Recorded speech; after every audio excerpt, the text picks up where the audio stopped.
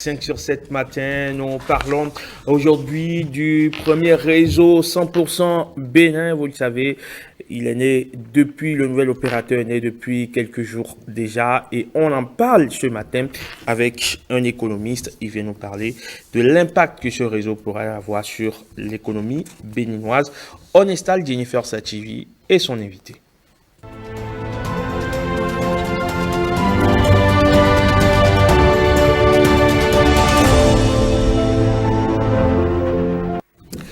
Jennifer Sachivi, bonjour. Bonjour Herman Amégan. Elle a fait l'option du jaune ce matin. Oui, j'ai fait l'option du jaune. Il y a un peu du jaune dans la tenue de mon invité aussi. Oui, bon, vous êtes en mode jaune. Mais, tout à fait. Et vous êtes en mode blanc. Alors, vous l'annonciez, vous le disiez si bien, on parle de ce nouveau réseau, là, nouveau-né, dans le secteur de téléphonie mobile. Quels sont les impacts sur l'économie béninoise? Depuis vendredi, Celtis fait partie des réseaux du Bénin et suscite beaucoup d'intérêt et beaucoup d'espoir. Alors, notre invité aujourd'hui, nous recevons M. Rodrigue Rustico. Bonjour, monsieur. Bonjour, madame. Alors, vous êtes économiste. Merci d'avoir accepté notre invitation. Le Bénin, depuis vendredi, a connu l'arrivée d'un nouveau réseau. Autrefois, il a été longtemps dominé par deux réseaux. Est-ce une bonne chose pour l'économie béninoise? Alors écoutez, l'arrivée d'un produit a toujours été une bonne opportunité. Le plus important, c'est la suite. Parce que, vous savez, un nouveau produit, quand il est créé, c'est pour combler un vide, c'est pour régler un problème, c'est pour naturellement offrir ce qui n'existait pas. Donc, je pense que dans le développement, on va aborder un peu les aspects les plus importants pour que ce produit soit pérenne, en vue d'avoir des retombées directement sur l'économie béninoise. Voilà. Oui, mais avant d'aller plus en profondeur, on le dit, c'est un réseau 100% béninois. Oui. Est-ce que déjà, quelque part, ça ne crée pas de l'économie? Il y a des recrutements qui sont faits, les revenus vont directement dans les caisses de l'État, par exemple. Oui, effectivement, il y aura des recrutements, naturellement, mais vous comprenez avec moi que l'impact qu'on aura sur l'économie ne sera pas aussi visible tout de suite et immédiatement. Parce que au début de tout produit, il y a la phase de lancement. Et là, maintenant, nous sommes à la phase de lancement. Et donc, à la phase de lancement, il y a que l'État doit beaucoup investir en la matière. Et donc, recruter naturellement et payer le salaire de tous ceux-là. Et là, vous comprenez avec moi que ce que l'État va payer ne sera pas aussi très élevé parce qu'il est au début. C'est très important de le souligner.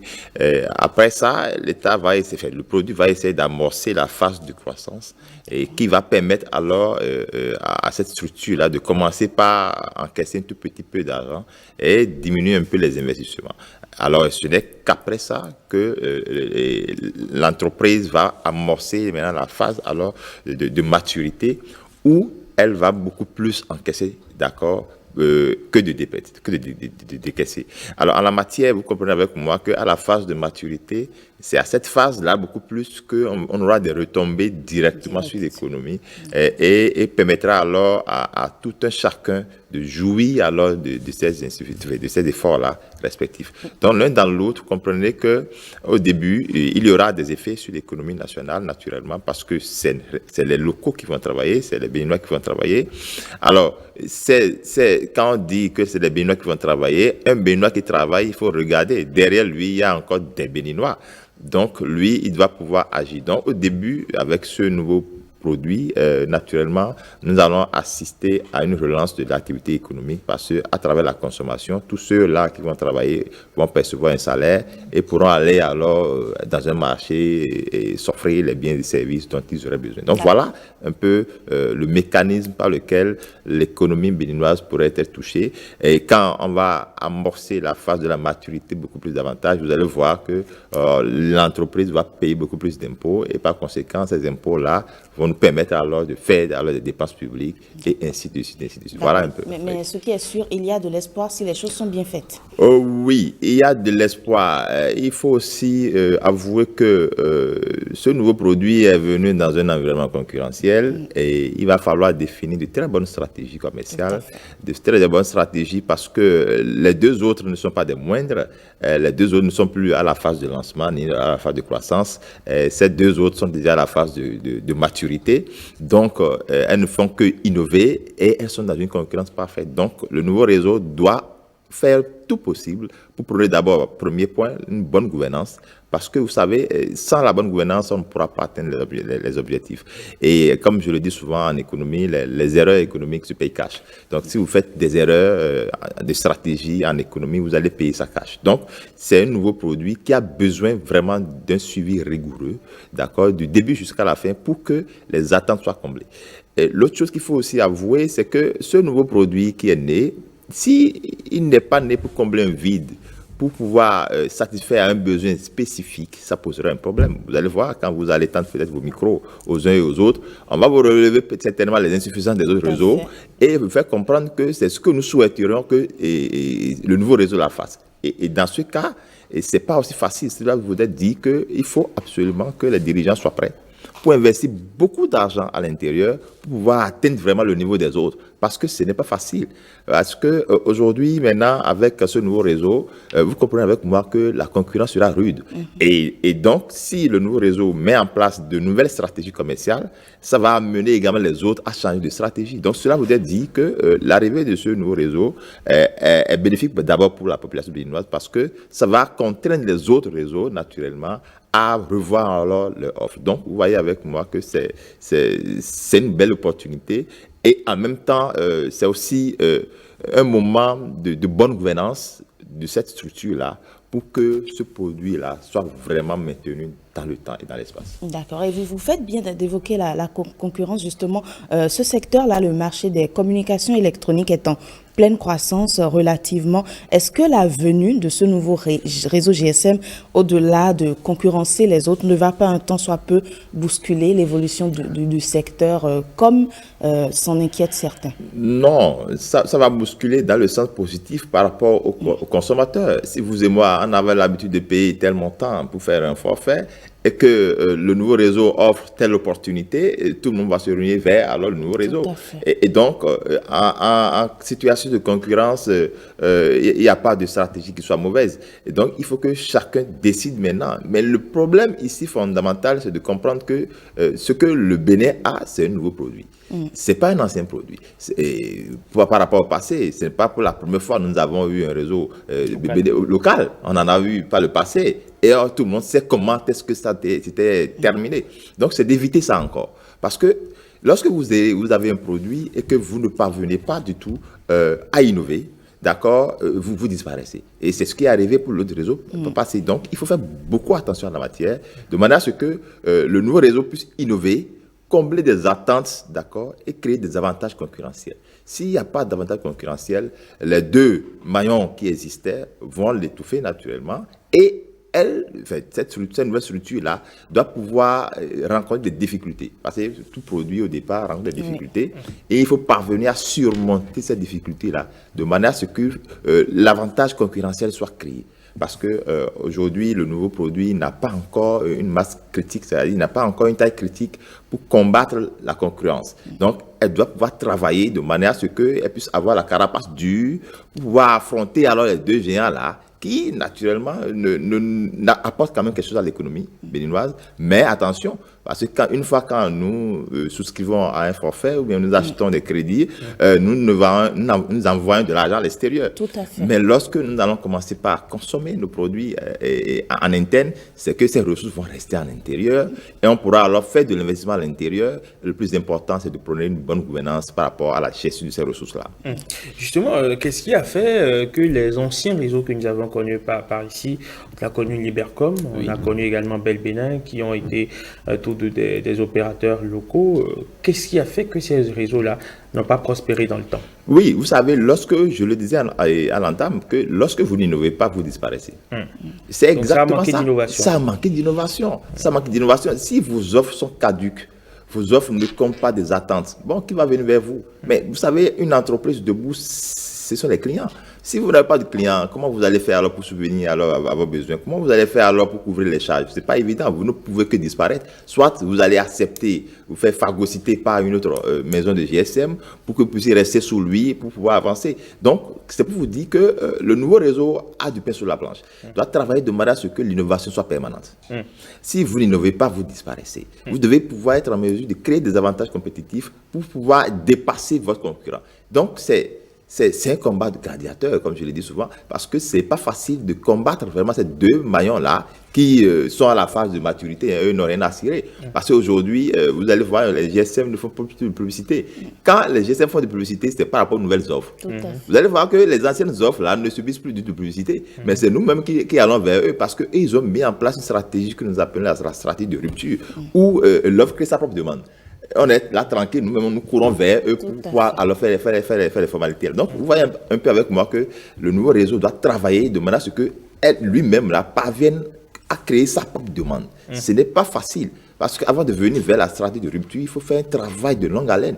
Donc cela voudrait dire que si le nouveau réseau doit pouvoir exister aujourd'hui et il n'applique pas des stratégies de différenciation par rapport aux anciens réseaux, c'est qu'il ne peut pas alors résister. Il ne peut pas résister sur le marché. Donc, en termes de différenciation, c'est que les prix, on doit sentir au niveau des prix de ces trois réseaux-là une nette différence entre ce que nous, notre réseau fournit et ce que les autres réseaux fournissent. S'il n'y a pas cette différenciation, ça ne pourra pas marcher. L'autre chose également, c'est la qualité. C'est la qualité du service rendu.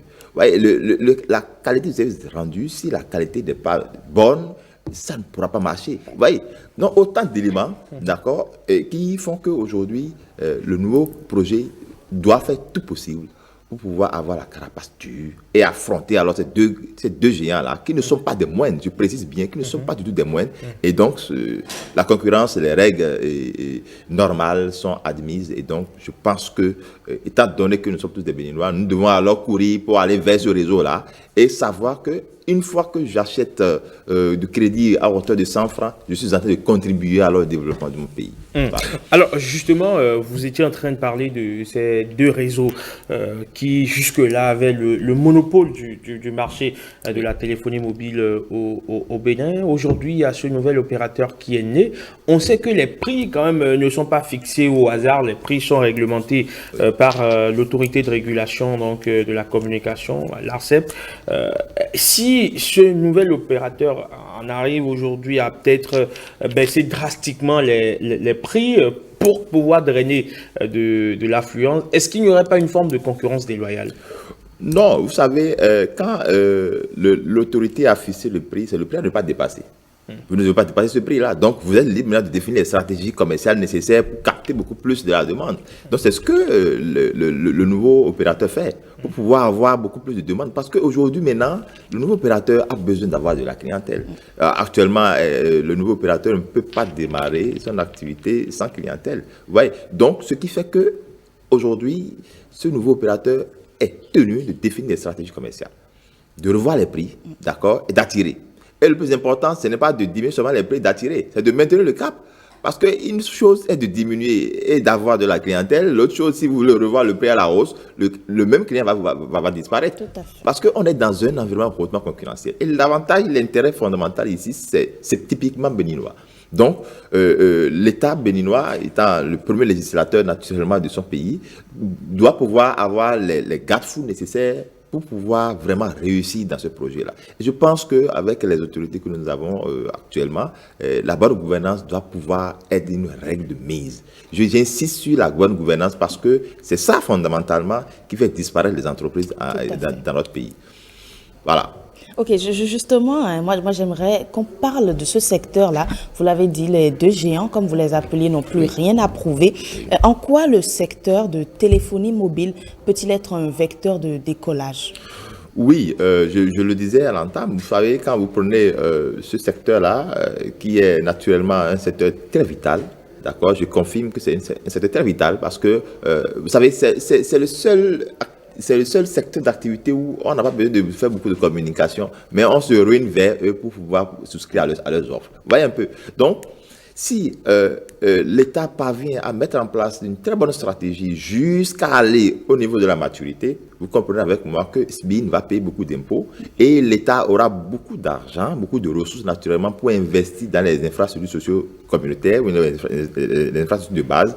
Et également, ceux-là qui ont démarré avec SBIN, par exemple, pourront avoir leur salaire amélioré et par conséquent, ils pourront naturellement investir. Donc, vous voyez un peu l'effet sur l'économie. Donc, ça permet, pour relancer une économie, c'est à travers la consommation, relancer une économie. Si vous avez des agents que vous payez et que vous améliorez leurs conditions de vie, c'est que l'économie est en décollage. Donc, il faut faire beaucoup attention à la matière, mais le début sera difficile, certes, mais quand SBIN sera à la phase de maturité, vous allez voir combien de fois quand même ce personnel-là que ça draine aura quand même vraiment le désir de rester pendant longtemps que possible parce qu'ils parviennent quand même à subvenir à leurs propres besoins, ils parviennent quand même à aller au marché, acheter des biens et services à volonté sans pour autant de contraintes. Et donc, cela vous permettra également à l'État désormais de faire des dépenses publiques parce que SBIN étant une entreprise doit pouvoir payer ses impôts et engranger alors des ressources au niveau des trésors publics permettant alors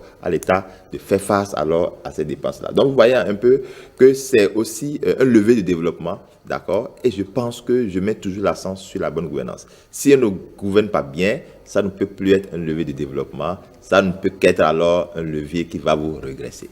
Voilà. Alors, Monsieur Rustico, aujourd'hui, comment est-ce que les autres réseaux peuvent s'adapter à ce nouvel opérateur qui est né? On sait que quand c'est neuf, c'est beau, c'est attractif. Tout le monde veut aller découvrir, quitte peut-être à se casser la tête plus tard ou quitte peut-être à avoir raison d'avoir fait ce choix. Alors, comment est-ce que les autres réseaux s'adaptent sans pour autant voir peut-être le chiffre d'affaires régressif? Oui, vous savez, les autres réseaux, vous savez, ne peuvent que observer le nouveau dans cette stratégie commerciale. Vous n'allez pas voir tout de suite et immédiatement des stratégies au niveau des deux géants tout de suite. Non. Non, ça ne se fait pas en stratégie. Vous observez un peu pour voir un peu quelle est alors l'évolution du marché, quelle est la tournure alors de ce nouveau produit-là. Et après ça, on attaque. Donc, vous savez, c'est du business. Ce n'est pas de la philanthropie, c'est du business. Donc, ils vont attaquer naturellement les stratégies de la nouvelle structure-là pour pouvoir le caler un peu sur le marché. Quant à SBIN aujourd'hui de définir des stratégies contraires pour pouvoir les dévancer. Donc, vous savez, c'est compliqué, quoi. C'est pas facile pour ces trois géants de rester ensemble. Encore que vous avez un nouveau-né qui est dans deux géants. Donc, les deux géants sont déjà des amoureux de stratégie. D'accord? Et donc, le nouveau, maintenant, qui vient d'arriver, doit pouvoir avoir une équipe au top pour définir les stratégies. Donc, il n'y a pas à dormir. Quand ils vont dormir, ils seront déphasés. Naturellement, ils vont les absorber parce que le risque est là. C'est que quand vous ne définissez pas de très bonnes stratégies, votre concurrent peut vous phagocyter facilement. Il peut développer des stratégies vous dépassant et vous allez vous rendre compte qu'en réalité, je ne peux plus supporter, je ne peux plus rester sur le marché. Il vaut mieux pour moi de me retirer du marché, d'abandonner alors ce secteur et de m'orienter alors dans d'autres secteurs. Donc, c'est un peu ça. Et donc, les deux géants vont observer pendant un bon moment et commencer par définir de petites offres, d'accord, de petites stratégies permettant alors à notre réseau local de dire, bon, écoute, là, moi, je vais réfléchir. Et c'est ça, en fait, qui donne une vitalité à l'économie. C'est dans la concurrence comme ça qu'on pourra avoir des retombées parce que nous, en tant que consommateurs, qu'est-ce que nous voulons? Nous voulons communiquer, nous voulons de la communication de bonne qualité à moindre coût. D'accord? On ne va pas appeler quelqu'un et puis difficilement on va écouter sa voix. On ne veut pas ça. Si SBIN est venu pour régler ce problème, c'est que c'est un atout parce que nous savons un peu les difficultés des autres réseaux et nous les subissons matin, midi, soir et nous ne comprenons pas grand chose, mais on n'a pas le choix parce qu'on est dedans déjà. Maintenant, si notre réseau local vient et nous éclaire davantage en termes de consommation, en termes d'utiliser de nos forfaits Internet, par exemple, et on s'aperçoit que c'est mieux qu'ailleurs, mais que veut le peuple? Tout ça, c'est le consommateur qui est heureux. C'est le consommateur qui est heureux. Donc, on veut alors tout simplement que tout soit alors mieux fait désormais, de manière à ce que SBIN puisse vraiment prospérer. Parce que SBIN, c'est une entreprise jeune, il ne faut pas avoir peur de le dire, c'est une entreprise qui est jeune, qui a encore du pain sur la planche, qui doit faire beaucoup de choses. Qui a un marché à conquérir. À conquérir. Donc, le Bénin n'est pas aussi un petit pays que ça, et il n'est pas venu sur un terrain neutre. Il est venu sur un terrain déjà occupé par deux géants et lui-même veut se repositionner, veut se positionner également sur ce marché-là, ça suppose qu'il doit faire un travail de fond pour pouvoir ne pas vraiment alors aller de travers. Et j'insiste et je répète, il faut mettre Jacques à la place de Jacques. Il faut mettre Pierre à la place de Pierre pour prôner alors une bonne gouvernance au niveau de cette structure-là. Parce que c'est un nouveau produit que nous chouchoutons tous aujourd'hui. Mais attention, si nous devons nous aborder à ce nouveau produit et subir les mêmes dégâts que les autres, vous voyez que ce ne serait pas vraiment la peine d'aller vers. Donc il faut que je suis également avec tout ce que je pense qu'il y a eu quand même des travaux qui ont été effectués pour identifier un peu les faiblesses des deux réseaux avant de mettre en place alors ce nouveau réseau-là pour pouvoir combler ce vide.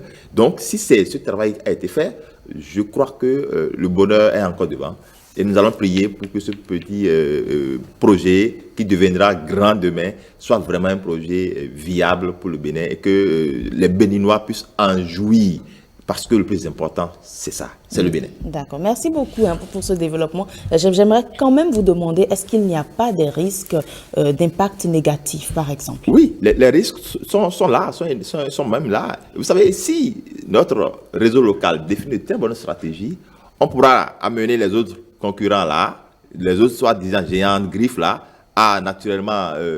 mettre la clé sous le paillasson? Naturellement, vous ne savez pas, parce que ça peut vous amener à disparaître. Si je définis des stratégies qui vous dépassent, vous êtes obligé alors de disparaître. Ou de replier. Donc, ça veut dire quoi? On peut les amener naturellement à dégager des externalités négatives sur l'environnement, naturellement, c'est-à-dire qu'ils vont dire, bon, écoutez, nous, on ne peut plus, on va payer bagage parce que là, on ne peut plus supporter face à ce petit nouveau-là qui est devenu grand. Donc, ça dépend des stratégies. Donc, les conséquences sont là. Et il faut tout simplement travailler pour que ce nouveau projet-là soit vraiment un projet compétitif sur le terrain. De manière à ce que quand on va dire je veux m'abonner à un réseau de GSM, qu'on puisse recommander ça. C'est-à-dire travailler. Mais ce n'est pas du jour au lendemain. Il faut travailler jusqu'à ce qu'il faut mettre en place ce que nous appelons en économie des stratégies de rupture. C'est-à-dire l'offre doit pouvoir créer sa propre demande. Si on est dans cette position, vous et moi, on n'a pas le choix. On sera obligé alors d'aller vers ce réseau-là. Parce de façon spontanée. Spontanée. Mais quand c'est pas comme ça et qu'on doit nous contraindre pour aller vers le réseau, mais on n'est pas satisfait du service du réseau, ça ne vaudra pas la peine. Donc voilà un peu ce qu'il faut comprendre. Donc ça a bel et bien de conséquences. Si vous développez une bonne stratégie, vous pouvez phagocyter à votre concurrent et parce que vous allez naturellement produire, vous allez réaliser des économies d'échelle que lui ne parviendra pas à réaliser. Et du coup, il va se dire, bon, j'ai trop de charges, je vais dégraisser un peu mon effectif. Par conséquent, bon, je disparais. Vous avez vu quand même, il y a eu des réseaux qui sont partis dans ce pays parce que ils ne pouvaient plus le supporter. Ils ne pouvaient supporter parce que les deux géants, parfois il peut arriver que les deux géants s'entendent. Pour phagocyter le nouveau. Vous voyez, donc c'est en concurrence là. Tout est autorisé. Tout est autorisé. Ce qui n'est pas déloyal est autorisé. D'accord? Donc, conséquence, il faut travailler. Il faut que SBIN travaille avec de très bonnes équipes en la matière et de travailler de manière à ce que la bonne gouvernance, j'insiste là-dessus, la bonne gouvernance soit maintenue à tous les niveaux possibles pour que ce réseau reflète l'image du Bénin sur le plan international. Vous, comment est-ce que vous vous positionnez aujourd'hui par rapport aux trois qui sont en place? Par rapport aux trois réseaux qui sont en place, comment est-ce que vous vous positionnez à présent? Est-ce que le nouveau change votre perception de l'univers de la téléphonie mobile? Bon, à vrai dire, je n'ai pas encore essayé, c'est vrai, mais je vais l'essayer pour pouvoir mieux apprécier. Le plus important, c'est la satisfaction que je pourrais tirer, la différence que je pourrais tirer entre l'utilisation de mon réseau et l'utilisation du réseau d'autrui. Mais en tant que bon béninois, je préfère beaucoup plus que mon argent que je mets dans le réseau, dans la télécommunication, puisse être alors dans mon pays et que cet argent soit bien utilisé dans mon pays et qu'on prenne alors une bonne gouvernance dans la gestion de ces ressources dans mon pays. Du patriotisme économique. Absolument, absolument. Si c'est comme ça, je pense qu'on n'a même pas besoin de faire de la communication autour. Tout Béninois aujourd'hui doit pouvoir aller vers ce réseau-là pour pouvoir s'abonner et marquer. Mais attention, il y a quand même un piège qui guette parce que quel est le répondant aujourd'hui à l'international de ce réseau? Parce qu'il n'y a pas que la communication intracommunautaire qui marche, il y a aussi la communication vers l'extérieur. Et qu'est-ce que ce réseau fait aussi pour que la communication vers l'extérieur ne soit pas un fardeau pour la tirelire du consommateur? Ah mais écoutez, c'est pour ça que je vous ai dit, c'est une stratégie. Si jamais ce réseau-là occulte ce volet, mais c'est grave. Ce réseau ne peut pas occulter ce volet-là parce que c'est un volet important. C'est un volet suffisamment important. Donc, je pense que, bon, c'est un nouveau bébé. on va le garder avec, on va le chouchouter jusqu'à ce qu'il grandisse, avant de commencer par voir, exactement. Merci beaucoup, Monsieur Rodrigue Rustico. C'est moi. Herman, nous sommes au terme de cette rubrique. Absolument, et ce ne sera pas fini, hein. On va continuer par parler du sujet dans le forum de discussion, dans le débat matinal où nous aurons en tout cas en place les responsables de l'association de consommateurs, les responsables en tout cas le chargé de la communication donc de la SBIN et bien sûr le responsable bureau de l'agence Ecofin. Ensemble, nous allons continuer par mener la réflexion, par faire le débat autour de ce nouvel opérateur GSM qui vient de faire son apparition dans l'univers des téléphonies mobiles au Bénin. Il s'agit bien sûr de Celtis, dirigé par la SBIN, la Société béninoise des infrastructures numériques. Jennifer, merci. Merci à vous. On se retrouve lundi prochain Oui. ou mercredi. Oui, ou mercredi. Mercredi prochain.